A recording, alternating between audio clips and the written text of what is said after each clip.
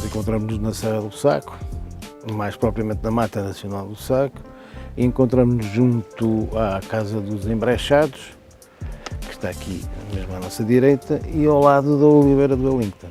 Portanto, houve a Batalha do Saco, a terceira invasão napoleónica.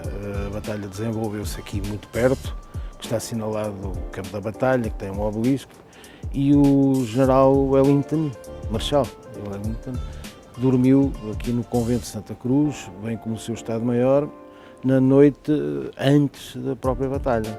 A grande batalha da terceira invasão passa-se no Saco, o resto foram algumas escaramuças.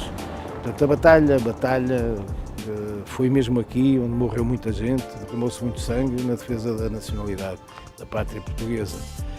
Bem, para além disso, há o Museu Militar, que é um repositório da batalha, tem várias peças oriundas da época, dos vários exércitos, quer do francês, quer do inglês, quer do português.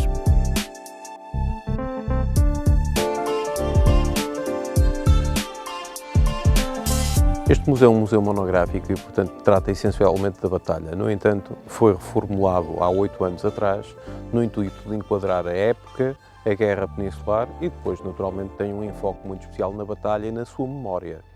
Realmente havia um movimento popular que todos os 27 de setembro comemorava a batalha, com essa romagem à capela, e que o exército muito cedo teve essa noção.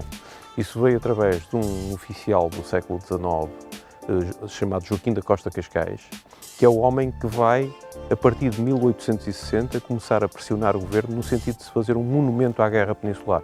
O obelisco é a concretização desse esforço dele e obrigar quase o exército a perenizar a recordação da Batalha do Saco.